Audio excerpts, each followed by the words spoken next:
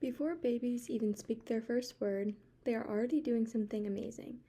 Infant babbling is more than nonsense. If you listen closely, you can hear aspects of the baby's native language in their babbling. A baby born in America with English-speaking parents will have a different sounding cry from a baby born across the world. The amazing part about this fascinating phenomenon is that babies aren't just mimicking, they are learning. In fact, babies begin to learn language before they are even born. According to a 2009 article found in the National Library of Medicine, babies begin to memorize auditory information from the outside world in their last trimester in the womb. Babies at this stage are sensitive to the melody contour in music and language.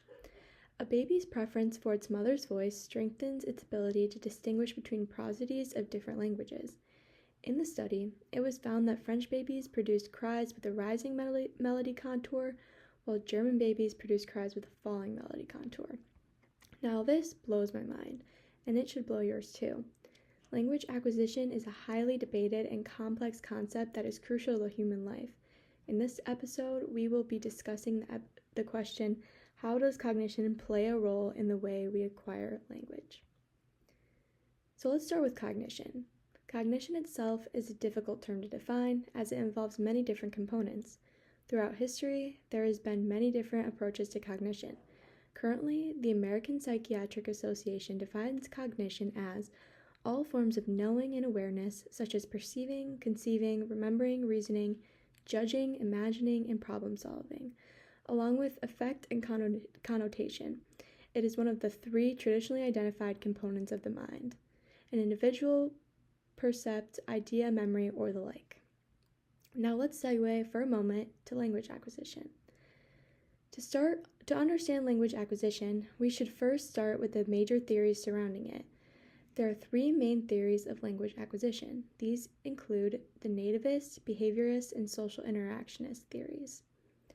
Those who subscribe to the nativist theory of language acquisition believe that language is innate to humans. Through this lens, a child's experience of language triggers innate knowledge and sets language-specific parameters in the LAD, critical period. What is the LAD, you may ask? LAD stands for Language Acquisition Device. Linguist Noam Chomsky coined this term and believed there to be a biological component of the human brain that allows humans to be born with a framework for language, also known as universal grammar. Next, the behaviorist viewpoint sees all behavior as learned through interaction with the environment. The psychologist B.F. Skinner was a pioneer for behaviorism. Behaviorists view language as a behavior, therefore believe language acquisition occurs through interaction with the environment. A key concept to understand when looking through the lens of behaviorism is operant conditioning. Operant conditioning is a behavior that is controlled by the consequences that arise from it. These consequences are not just negative, but can also be positive, and can include reinforcement or punishment. Modeling is another key component of behaviorism. Modeling involves observation of a behavior followed by imitation of a behavior. Let's work through an example of how a behaviorist may view a child's language development. Let's say a child hears their mother say the word juice when she's giving them juice. Eventually, the child says juice to indicate their desire for juice. The child receives positive reinforcement because the mother praises the child's use of language and gives the child juice. Finally, there is a social interactionist theory pioneered by Lev Vygotsky. Social interactionism focuses on the importance of interpersonal relationships. Vygotsky believed that language is a social phenomenon and language acquisition in children occurs because they want to interact and communicate effectively with others. Vygotsky stressed the importance of children's social cognitive abilities in facilitating the language acquisition process. So, what do linguists, psychologists, and other professionals believe about language acquisition today? Well, it's really just a combination of the theories we just discussed. But what's the missing piece? We discussed how social interaction, reinforcements, and biology all influence humans' ability to acquire language. But what about cognition? Areas of cognition such as working memory, attention, and statistical learning play a significant role in the language acquisition process. In turn, acquiring language also supports cognition, as it allows for more complex thought and mental representations. First, let's discuss the cognitive process of working memory and how it plays a role in language acquisition.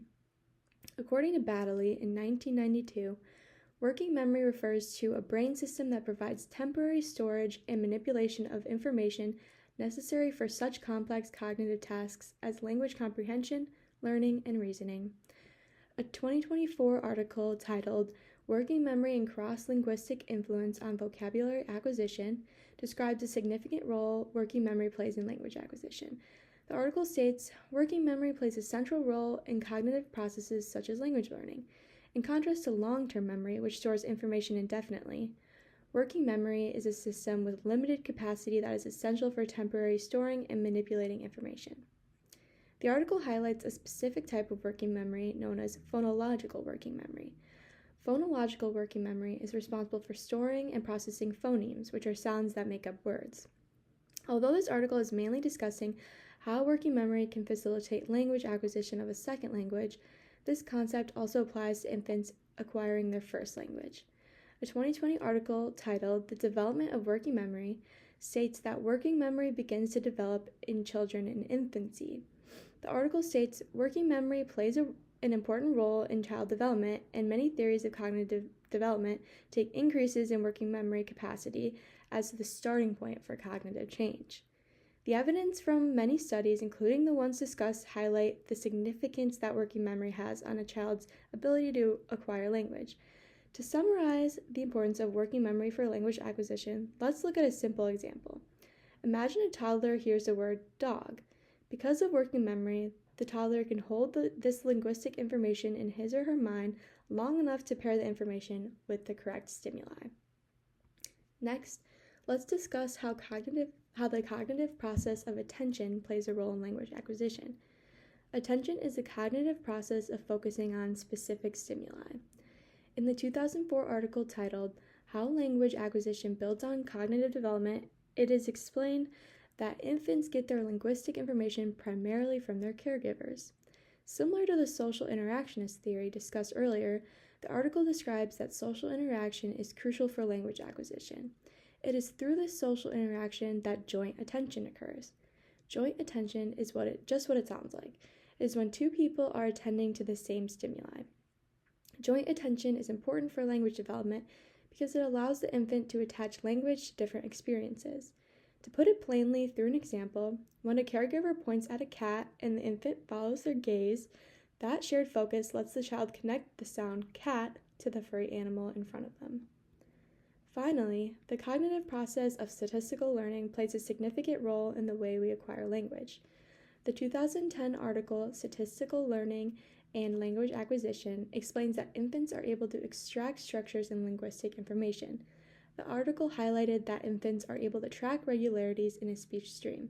As children develop and their lexicon increases, they are able to extract stress patterns in words, which in turn facilitates vocabulary growth and helps build phonological awareness.